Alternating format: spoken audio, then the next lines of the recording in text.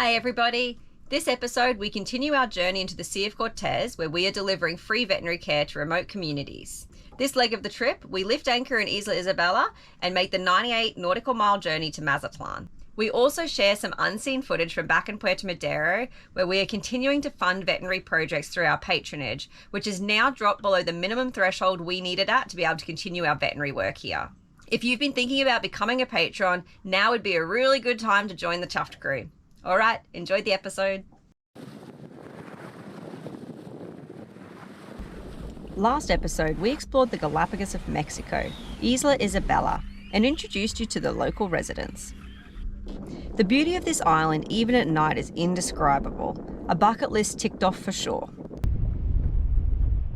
The next morning, we prepared to depart to Mazatlan, as strong northerly winds were due to pick up later in the week, which makes for a pretty rough ride north.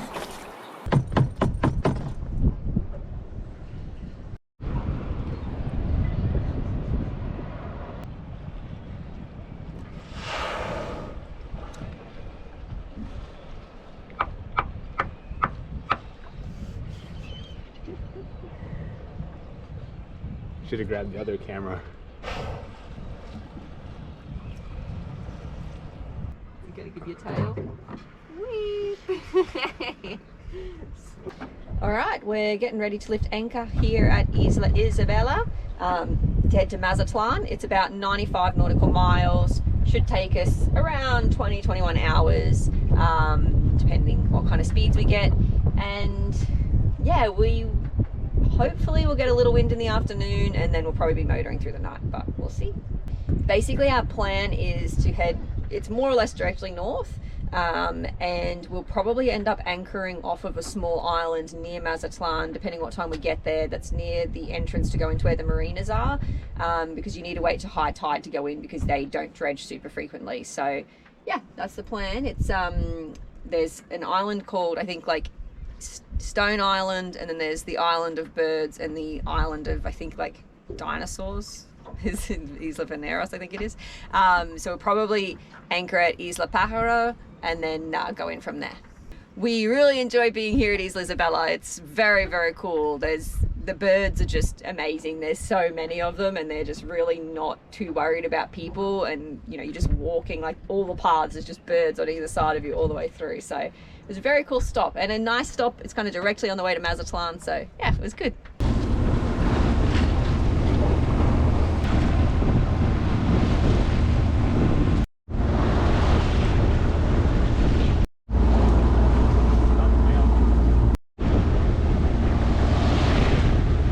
Pretty soon after leaving the island, the regular northerlies began blowing, and we decided to lift the sails and make the most of it.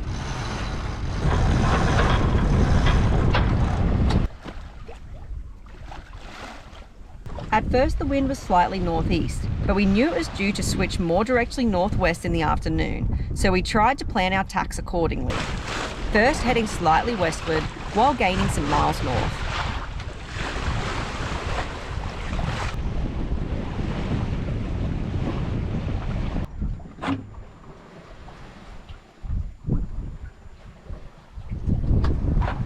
Lunchtime.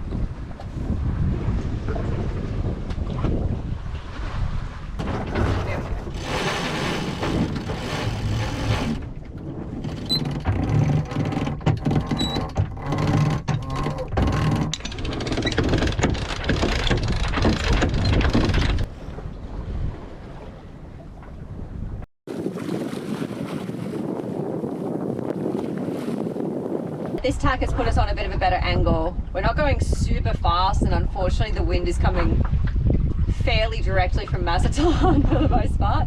But we're going 3 knots, and we're at least heading more or less in the direction we want to go. So we'll do this for a while and see how we go. Maybe the wind picks up a little bit as the afternoon goes on.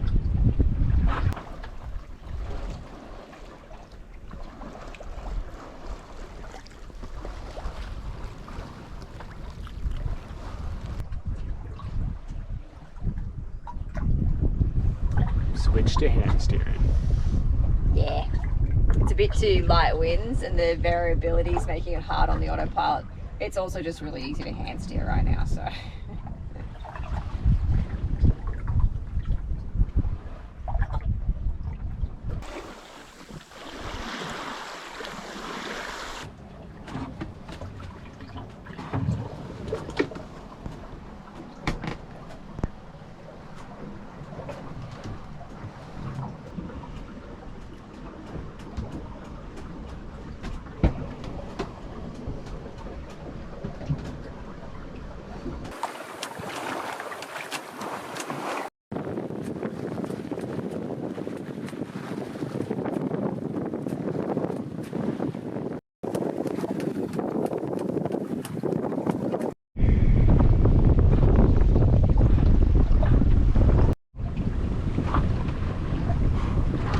finally can't see the island or any land. Yeah.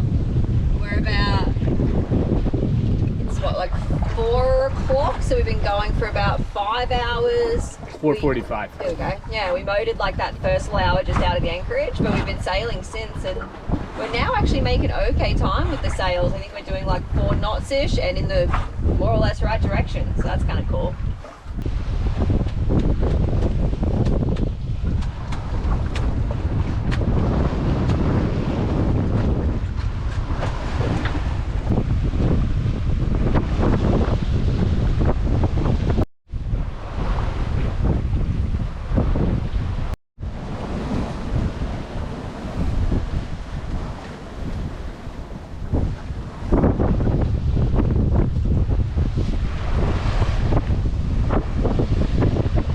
After going west in the morning and tacking back northeast for the afternoon, we decided to hold course as long as we could, with the idea that as the winds died at night, we could then have a straight north motor into Mazatlan. I want to get some shots of the boat, but since it's getting a bit dark and we're going fast, I just want to show everybody we are strapped in. The sun is setting. Still got really good wind.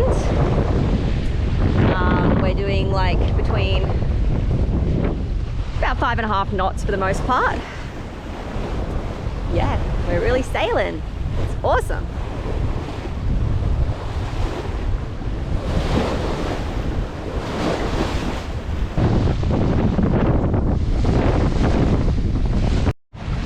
There is a whale heading at us.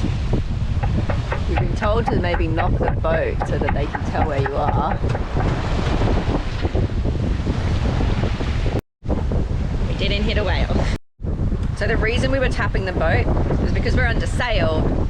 Baleen whales, they can either see you, so the humpbacks, they can either see the boat or they can hear the boat, but they don't echolocate. So basically by tapping the boat loudly in the hope that they might hear us if they haven't already seen us helps.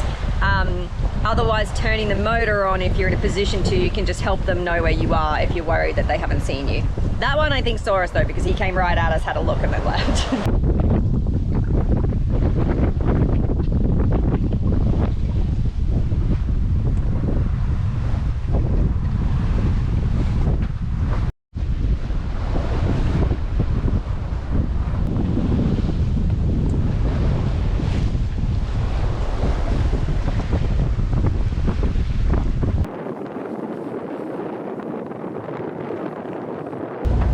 Mazatlan is in the distance. I'm on the night last watch. Hopefully the sun will come up in about an hour or so. We are motoring, and unfortunately we lost the wind in like the middle of the night, and then we started motoring. About an hour into motoring, we're pretty sure we hit a net. They're everywhere and you can't see them at all because it's a new moon, so it's very dark, so you can't see them at all. They're not marked with anything except a plastic water bottle, and yeah, we had a bad noise from the propeller. We turned everything off. We obviously couldn't dive because it's pitch black, but we are now able to motor again. It didn't incapacitate us, which is great, but we're only getting like 4 knots instead of 5, so we suspect something's still wrapped up under the boat. However, since we're not incapacitated and we are still, as you can see, making good time to Mazatlan, we just wanted to be arriving around this time so that we can see in the daylight as we get in closer, because there's rocks and islands and boat traffic. Yeah, we have opted to just continue. We decided some people will dive at night. We don't like the idea of doing that. If we'd been completely incapacitated, unable to move, you know, sail, anything, maybe we would have, but since the propeller was still spinning and was okay, not worth doing at night. So yeah, continuing on to Mazatlan. Not long now, ready for bed. Oh, that's my tea.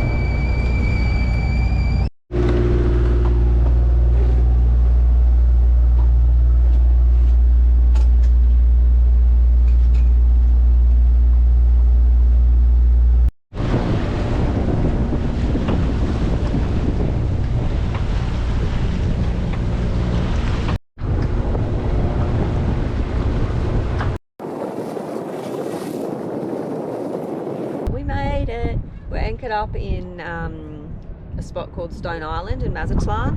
So we're kind of like on the outskirts of Mazatlan here, but the anchorage is really calm, and we just wanted to be somewhere where we can have a look what's going on below the boat in some relatively, hopefully, clear water. We're waiting for the sun to come up a little bit more though. It's only like 7:30, 8 o'clock.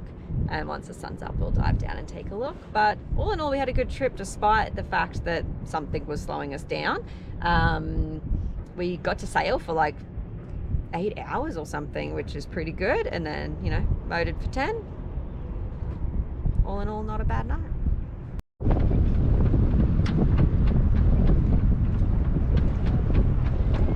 Before we go any further with this episode, we wanted to take you all back in time. Back to Puerto Madero, where we did Chuff's major refit.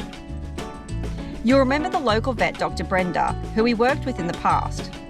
She had been inspired to help the local dogs in need and asked us to assist her with a mini spay and neuter campaign for the dogs that had been rescued by the staff at the local cruise terminal.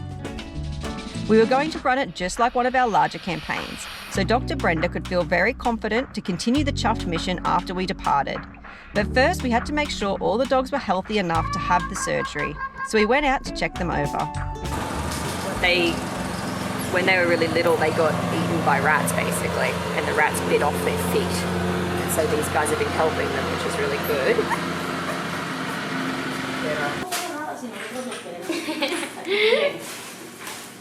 Todos ellos han nacido, por ejemplo, la canela nació aquí, ¿verdad? También Negrita, una de las las más felices de la corriendo aquí. No me las podía llevar. Ah, qué fácil. La primera que me cuesta. After the extremely difficult task of worming and de-ticking the mum dog, Guerra, we also gave the puppies a dose of all-wormer and began to treat the 2 puppies with amputated legs with antibiotics and pain relief. It was our hope that they could continue to heal naturally and not need surgical intervention. A week later, we returned to do our mini spay and neuter campaign, and we had Dr. Jenny, a local veterinary student, helping us as well. We had 2 male dogs and 4 females. I was going to be assisting Jenny and Brenda, but they were going to do most of the work to help prepare them for future campaigns once we were further north in Mexico. So we're starting with the castration today. This is one of the male dogs that fathered the puppies. We set up our surgical suite and I showed Jenny how I do a male castration.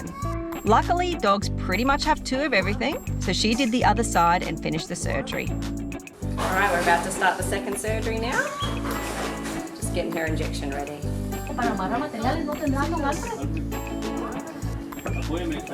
We were also practicing some more technical things like intubating. This isn't routinely done in spay campaigns in Mexico, but it is done for every anaesthetic in Australia. It's a very good skill for all vets to master for emergencies. Dr. Brenda was doing the routine spays and castrations as well, which left me time for some other important things.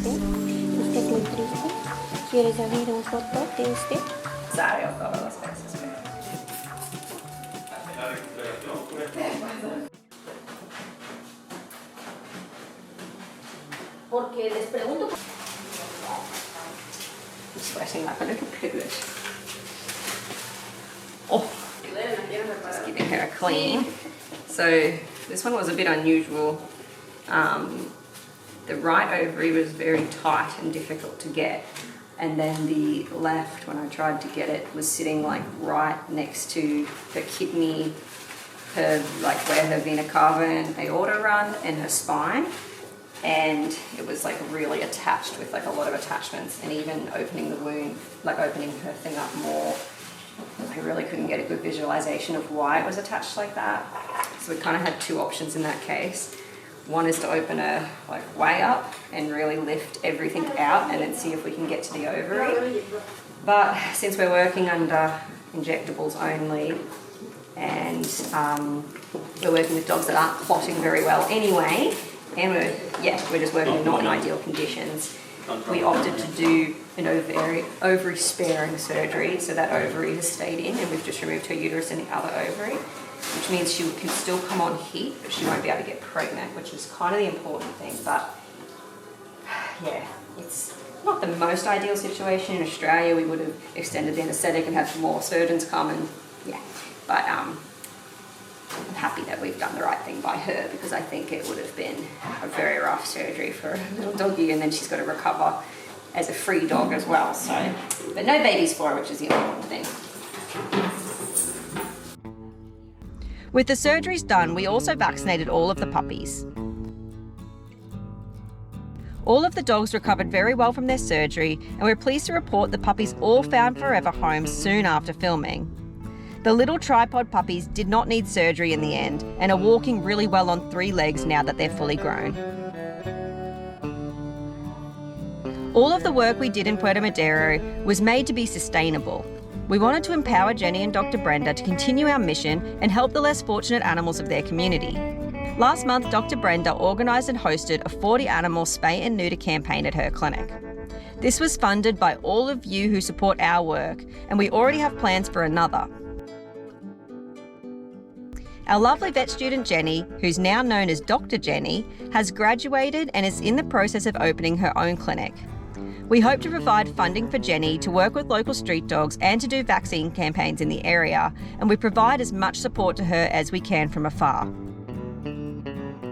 We'd like to say a big thank you to all of you who support us on behalf of the hundreds of dogs and cats we've helped in Puerto Madero, and the hundreds more that Dr. Jenny and Dr. Brenda will continue to help.